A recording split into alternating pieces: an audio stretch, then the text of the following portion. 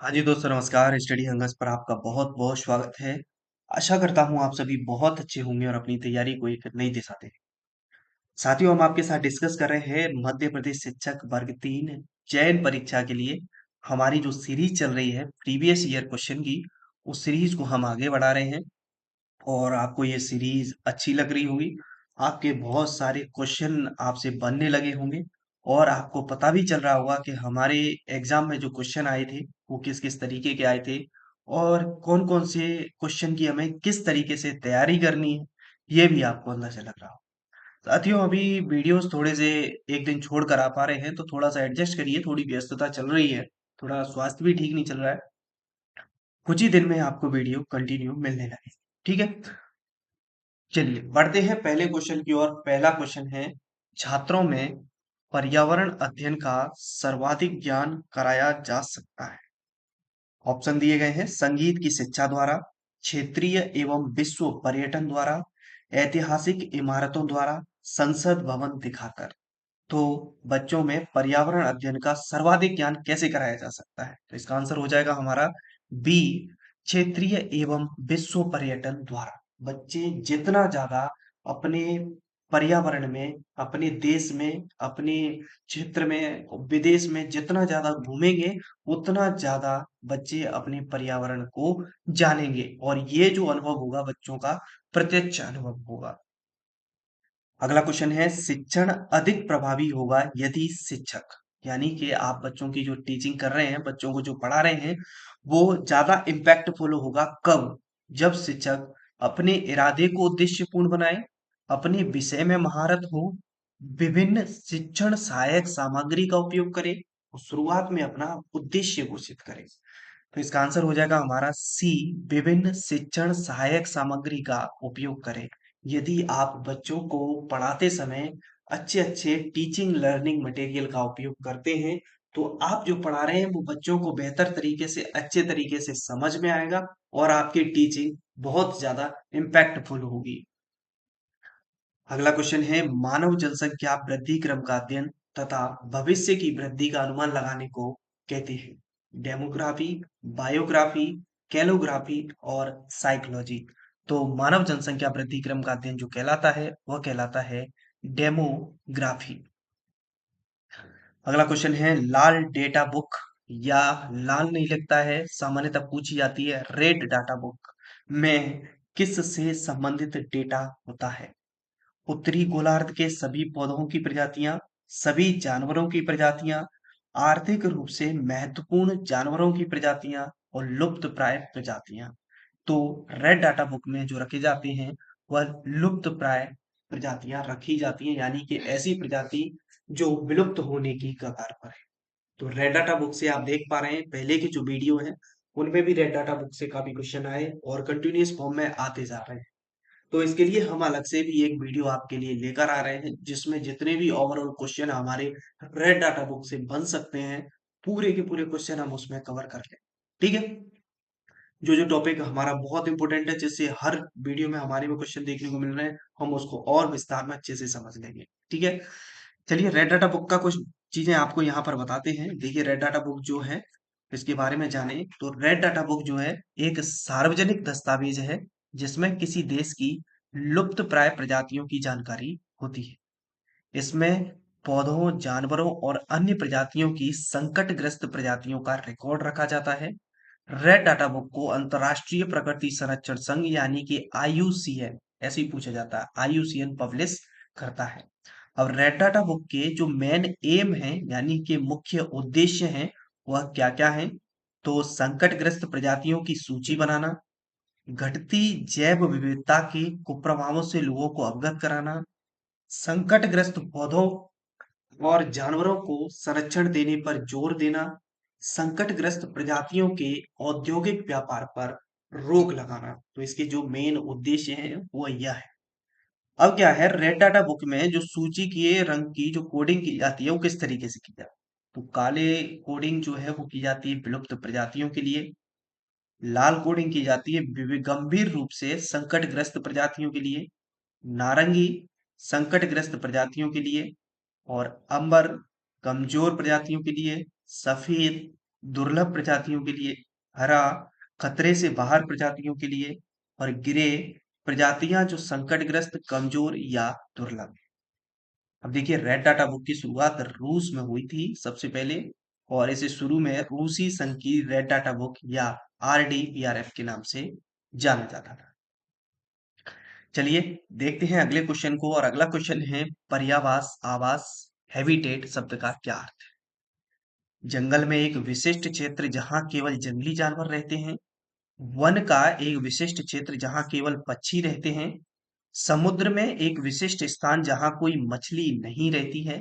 और भौतिक वातावरण जिसमें एक जीव रहता है। तो कोई भी जीव जिस भौतिक वातावरण में रहता है उसे हम पर्यावास या आवास या हैबिटेट कहते हैं। अगला क्वेश्चन है, वे बस्तियां जिनमें मकान दूर दूर तक फैले होते हैं और अक्सर खेतों से घिरे होते हैं, क्या कहलाते हैं? ऑप्शन है प्रकीर्ण बस्ती, संहत बस्ती, घनी बस्ती और अति प्रवाह बस्ती। तो ऐसी बस्तियां जो दूर दूर तक फैली हुई हैं और जिनके खेतों से घिरी हुई हैं, वह बस्ती कहलाती है आपकी प्रकीर्ण बस्ती। क्या कहलाती है? प्रकीर्ण बस्ती। ठीक है। और ऐसी बस्तियों को बिखरी हुई बस्ती भी कहा जाता है। चलिए अगला क्वेश्चन है, संरक्षित क्षेत्र क्या है? संरक्षित क्षेत्र क्या है?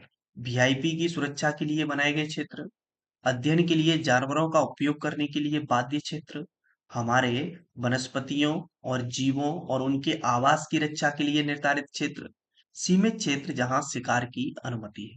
तो इसका आंसर है हमारा सी, हमारे वनस्पतियों और जीवों और उनके आवास की रक्षा के लिए निर्धारित क्षेत्र। अगला क्वेश्चन है, प्रभावी परिचर्चा को सुगम बनाने में शिक्षक की भूमिका का चिन्हित करें। तो जो प्रभावी परिचर्चा है उसको कैसे सरल बनाया जा सकता है और इसमें शिक्षक की भूमिका क्या होगी उसको चिन्हित करना है। समूह के प्रत्येक छात्र को समूह प्रमुख बनने का अवसर प्रदान करें। समूहों और सहायता के लिए सलाहकार के रूप में कार्य नहीं करना चाहिए।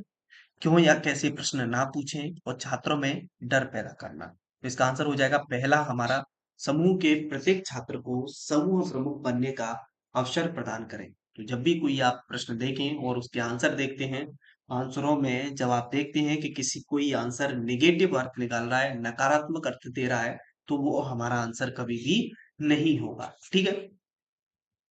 अगला क्वेश्चन है, टेस्ट क्रिकेट में सबसे तेज शतक लगाने का रिकॉर्ड किस खिलाड़ी के नाम है? अब आप सोच रहे होंगे कि पर्यावरण में करंट जीके की बात कहाँ से हो गई। तो वही इसी तरीके से है व्यापम। तो व्यापम कुछ भी कहीं से भी पूछता है, इसलिए हम प्रीवियस ईयर क्वेश्चन की सीरीज को डिस्कस करें, जिससे आपको पता चले कि किस किस प्रकार के क्वेश्चन हमारी परीक्षा में देखने को मिलते हैं। ठीक है। एडम गिलक्रिस्ट, बीरेन Sehwag, Brendon McCullum, AB de Villiers. तो टेस्ट क्रिकेट में सबसे तेज शतक लगाने का रिकॉर्ड ब्रेडन मैकुलम के नाम। अगला है, रबी की फसल निम्नलिखित में से किस महीने में बोई जाती है? अप्रैल से मई तक, मई से जुलाई तक, जून से अगस्त तक और अक्टूबर से दिसंबर तक। तो रबी की जो फसल है वो अक्टूबर से दिसंबर तक बोई जाती है और मार्च अप्रैल में काट ली जाती है। इससे पहले वाले जो वीडियो हैं वो कहीं ना कहीं लिंक हैं एक दूसरे से। ठीक है। तो अगर आपने ये वीडियो आप पहली बार देख रहे हैं तो इससे पहले की हम 4 वीडियो बना चुके हैं, तो आप देखिए। हम कोशिश क्वेश्चन भले ही 15 से 20 क्वेश्चन डिस्कस करते हैं, लेकिन इन क्वेश्चन के अंदर भी हम बहुत सारे आंसर्स को कवर कर लेते हैं। मतलब हमारी जो 15-16 मिनट की वीडियो रहती है, इसमें करीबन हमारे 30-40-50 क्वेश्चन के आसपास कवर हो जाते हैं। ठीक है। तो आप इनके नोट्स भी, शॉर्ट नोट्स भी बनाते रहें। ठीक है। और इसी तरीके से इसी पैटर्न पे आप आगे बढ़ें, तो आपके सिलेक्शन के चांसेस क्या है, ज्यादा हो जाएंगे। ठीक है। तो भारत में रबी की फसलें अक्टूबर से दिसंबर तक बोई जाती हैं और इनकी कटाई अप्रैल से जून तक, यानी कि अप्रैल, मार्च अप्रैल मई में मोस्टली कर ली जाती है। इससे पहले वाली वीडियो में हमने खरीफ के बारे में भी बताया था कि खरीफ की फसल, जायद की फसल। ठीक है। उन वीडियोस को भी आप देखें। भारत ने निम्नलिखित में से किस श्रेणी की फसलों के लिए OECD बीज योजनाओं में भाग लेने का निर्णय लिया है? केवल अनाज, केवल सब्जियां, केवल मक्का, अनाज सब्जियां मक्का। तो इसका आंसर हो जाएगा हमारा अनाज सब्जियां मक्का। अब ये OECD बीज क्या है? इससे पहले आपने ध्यान दिया हो तो जब हमने शायद पहला या दूसरा वीडियो है उसमें डिस्कस किया था, कॉटन की बात हुई थी और वहां पर GM की बात हुई थी। ठीक है, तो आप उसको देखें और उसको हमने विस्तार में समझा था। तो यहाँ पर बात हो रही है ओईसीडी बीज क्या है, तो इसको जान लेते हैं। हो सकता है इससे अगला क्वेश्चन अलग तरीके से पूछ लिया जाए। तो भारत निम्नलिखित फसलों की श्रेणियों के लिए ओईसीडी बीज योजनाओं में भाग लेता है। अनाज, मक्का, ज्वार, क्रूसीफेरस और अन्य तेल या फाइबर प्रजातियां, घास और फलियां और सब्जियां। ठीक है। भारत 23 अक्टूबर 2008 को ओईसीडी बीज योजना का सदस्य बना। भारत ओईसीडी बीज योजना का सदस्य कब बना? तो 23 अक्टूबर 2008। ओईसीडी बीज योजना क्या है? तो ओईसीडी बीज योजनाएं अंतर्राष्ट्रीय ढांचे हैं जो अंतर्राष्ट्रीय व्यापार के लिए कृषि बीजों को प्रमाणित करते हैं। ये योजनाएं स्वैच्छिक हैं तथा सदस्यता भिन्न भिन्न होती है। इन योजनाओं का उद्देश्य भागीदार देशों में उच्च गुणवत्ता वाले बीजों के उपयोग को बढ़ाना है। इन योजनाओं का उद्देश्य पारदर्शिता बढ़ाना, व्यापार में तकनीकी बाधाओं को कम करना तथा बाजार में विश्वास बढ़ाना भी है। ओईसीडी योजना क्या है? भारत कब सम्मिलित हुआ इसमें? और भारत किन किन चीजों के लिए इसमें सम्मिलित हुआ? इन सभी चीजों को हमने अच्छे से समझ लिया है। अगला क्वेश्चन है, भारत में या उससे कम क्षमता के जल विद्युत संयंत्रों को लघु जल विद्युत के रूप में वर्गीकृत किया जाता है। वैसे कितने मेगावाट का, मतलब अगर कोई जल विद्युत संयंत्र है तो उसको लघु जल विद्युत के रूप में वर्गीकृत किया जाएगा। ऑप्शन है 25 मेगावाट, 30 मेगावाट, 35 मेगावाट और 50 मेगावाट। इसका आंसर होगा आपका 25 मेगावाट। ठीक है। भारत में 25 मेगावाट या इससे कम क्षमता वाले जल विद्युत संयंत्रों को लघु जल विद्युत संयंत्रों के रूप में वर्गीकृत किया जाता है। इसका मतलब है कि 25 मेगावाट से कम या उसके बराबर क्षमता वाले बहते पानी से बिजली पैदा करने वाली कोई भी जल विद्युत परियोजना छोटी जल विद्युत परियोजना मानी जाती है। ठीक है। अगला क्वेश्चन है, निम्नलिखित में से कौन भारत की सबसे छोटी नदी है? बड़ा अच्छा क्वेश्चन है। हो सकता है शायद कुछ लोग इसको पहली बार पढ़ रहे हो। गंगा, गोदावरी, अरवरी, उमंगोट। तो गंगा गोदावरी को तो आप हटा दोगे कि ये तो नहीं हो सकती, अब दोनों में से होगी अरवरी या उमंगोट। क्या होगी? अरवरी। तो भारत की सबसे छोटी नदी है अरवरी। और अरवरी कहाँ पर बहती है? राजस्थान के अलवर जिले से होकर बहती है। ठीक है। राजस्थान में, भारत में। और लगभग इसकी जो लंबाई है वो 45 किलोमीटर के आसपास।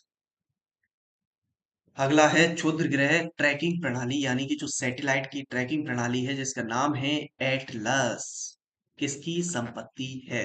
DRDO, ISRO, NASA, space x. तो सैटेलाइट ट्रैकिंग सिस्टम जो है एटलस, वो किसके अंडर काम कर रहा है? मतलब डीआरडीओ, इसरो, नासा या स्पेस एक्स? तो यह नासा का है। इसका है, नासा का है एटलस, याद रखें। देखिए, the asteroid terrestrial impact last alert system, यानी कि एटलस। ठीक है, नासा का है। किसका है? नासा। क्षुद्र ग्रह स्थलीय प्रभाव अंतिम चेतावनी प्रणाली एटलस नासा के गृही रक्षा समन्वय कार्यालय पीडीसीओ की एक परिसंपत्ति है। यह एक रोबोटिक प्रणाली है जो पृथ्वी के निकट स्थित उन वस्तुओं का पता लगाती है जो पृथ्वी को प्रभावित कर सकती हैं। ठीक है। अगला क्वेश्चन है, U R Rao satellite centre वर्तमान में कहाँ स्थित? तिरुवनंतपुरम, बेंगलुरु, गुवाहाटी, हैदराबाद। तो U R Rao satellite centre वर्तमान में बेंगलुरु में स्थित है। कहाँ पर स्थित है? बेंगलुरु में स्थित है। ठीक है। तो ये थे हमारे कुछ महत्वपूर्ण प्रश्नों की श्रृंखला। आई होप आपको ये अच्छे से पसंद आ रहा होगा। तो वीडियो पसंद आती है तो वीडियो को लाइक जरूर किया करो आप। ठीक है। और कई साथी ऐसे हैं चैनल पर जो वीडियो देख रहे होते हैं, तो जो नए हैं वो लेटेस्ट अपडेट अगर आपको मिलती रहे इसके लिए आप चैनल को सब्सक्राइब भी कर लिया करो। ठीक है। चलिए, ख्याल रखिए सभी लोग, मुलाकात करेंगे अगली वीडियो में।